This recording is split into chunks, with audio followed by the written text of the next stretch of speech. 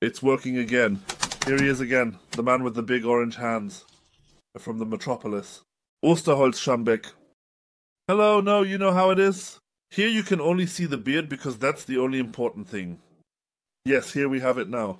Can you call that a classic? Probably not. More like something I sold well, the Diana 200. Now, of course, you first think, man, I'll skip writing the 200. Instead, I'll write 200 like 200. That's wrong. Instead, I'll write 200. 200. That's wrong. The Liana 240 is a completely different rifle that was still built and assembled in Germany, while the 240 is made in China. It even says here, usually that's something they like to hide. Designed by Diana, Germany. On the other hand, somewhere between the attention-grabbing toy blah blah blah, it says at the very back, made in China, 2001. Yeah, made in Germany still has a reputation like thunder. I just saw a list, and worldwide, the label made in Germany is in first place. In second place is made in Switzerland, and in third place, made in the EU, so in the European Union. I didn't even know that was possible. I thought you really had to specify a country. Let's get to the point. The spotting scope isn't included. I just mounted it earlier to properly sight in the shotgun. 2001. It's a break barrel rifle. I actually planned to rant about those damn Chinese junk again. And once again, Diana proved me wrong. The bang isn't that bad at all. Look, let's go through this. Here's my usual little stuff. Here we have a sighting target, this time just 10 shots. I want to get down from those 20 shots because they always make huge holes. As always, this side is relatively unimportant. What's important is this side, you know, that the yellow t-shirt fits well, right? Wait a minute. Yeah. You can see it pretty quickly like this. I think that's how you can see it, right? So it's not important where it is on the target. You can adjust everything in the scope. It's important that it's all nicely put together, so you can easily cover that with $200. Yeah. Yeah, so I have some vertical spread. But that could be due to the scope. It could be the shooter's fault. It could be Saturday. It could be the weather. Or even the taxes. Or inflation.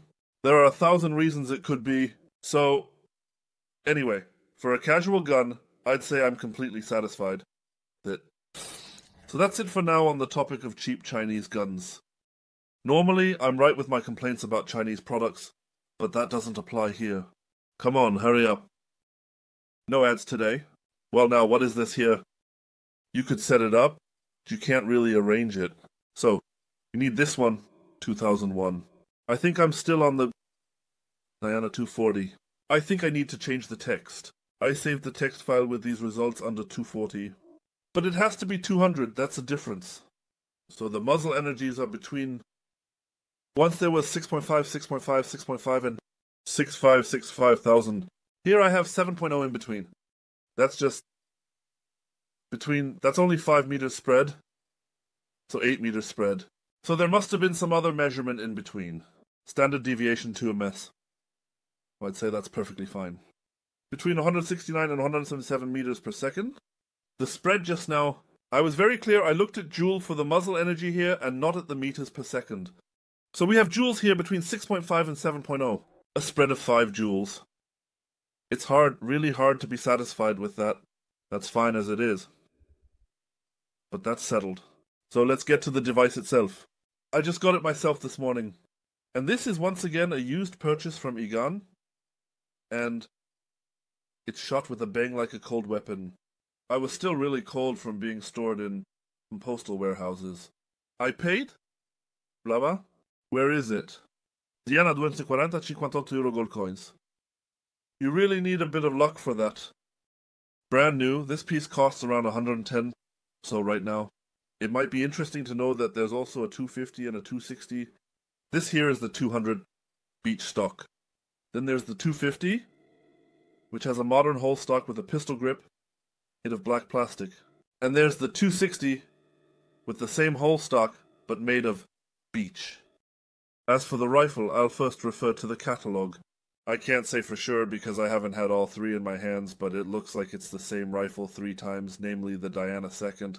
40 is the stock, 50 is the black plastic stock, and 60 is the one with the grip.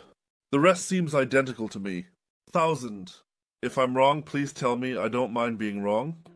As for the finish, I have to say, when I unpack the thing, it really looks like a rifle in terms of color. I've seen a lot of stocks that I just didn't like at all. I mean, it's all beach, so not some kind of exotic woods or anything, and it's all kind of rough. But I think the thing is, I'll hold it a bit closer to the camera. I think the thing turned out pretty well. It definitely looks like a rifle, I think. It's also a decent weight. It is. It also feels like you're holding something in your hand. There's no cheek piece on the side. We have a rubberized butt pad at the back, the textured surface. I really like doing this because you can unscrew the black part, place it on the D-scanner, and then print out plates on the 3D printer to make the stock longer. The rule of thumb is from here to the index finger would actually be the best. That would be ideal. So here, about, well, roughly 4 to 5 centimeters are missing, then it would be just perfect for me. For people who aren't as hefty as I am, I'm about 2.5 meters tall, then it fits quite well. I also think it looks really good, especially because up front, I'll say it from the bottom, they made the stock relatively long, even though the brake needs space down there for its various lever positions. But from the side, the thing really looks like something, looks impressive, but of course it has no practical value. But who buys something like this?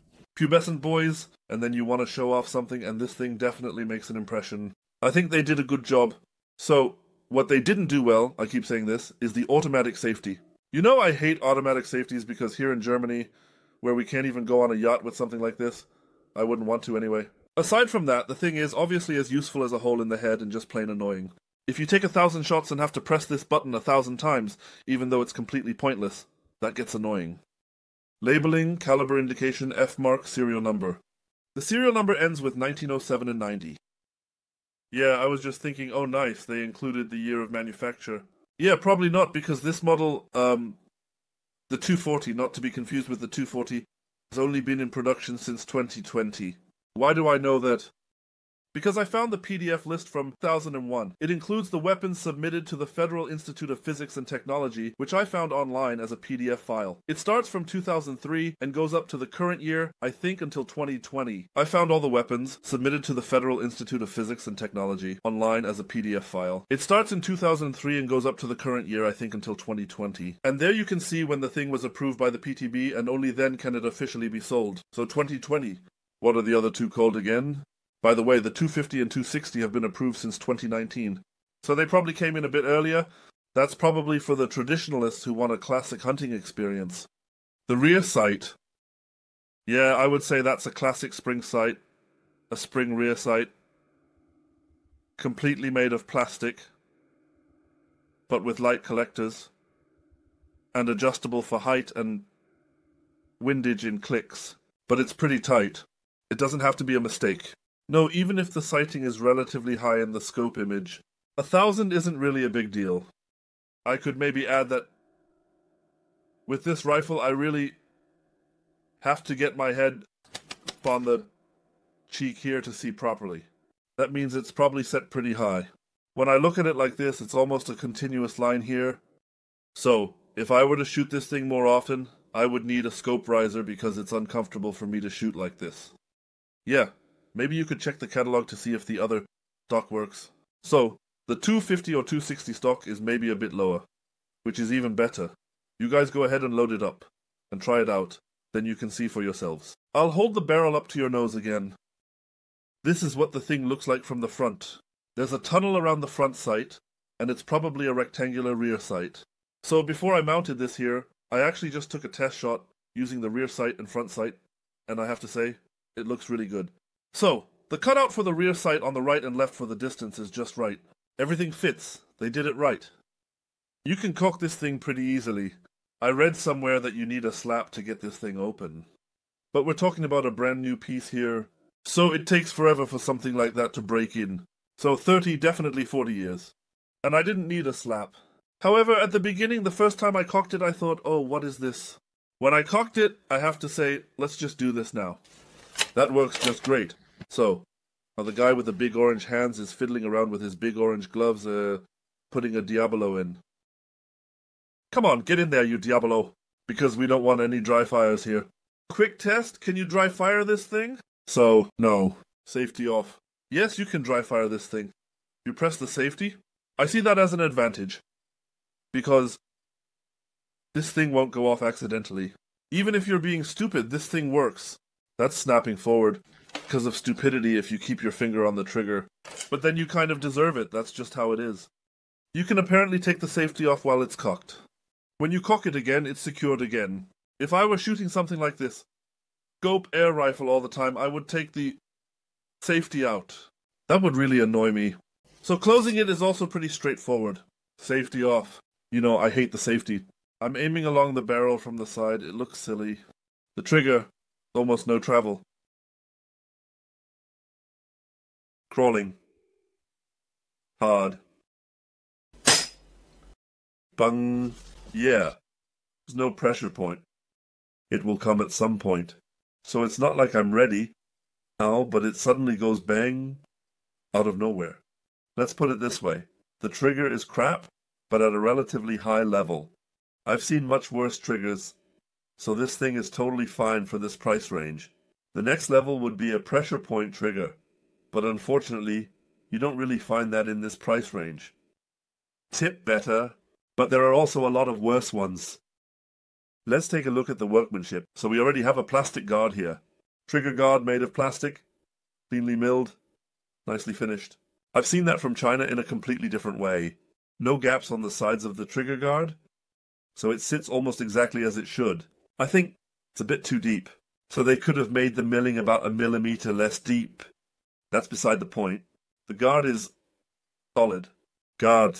The trigger blade is solid. Is it metal?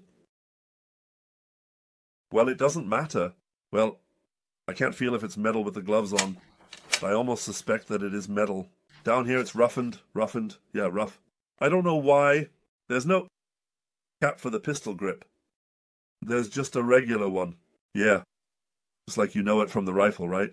I prefer the grips that are almost vertical, but then you can pull everything in better. But it doesn't matter. It's already so classic here as well.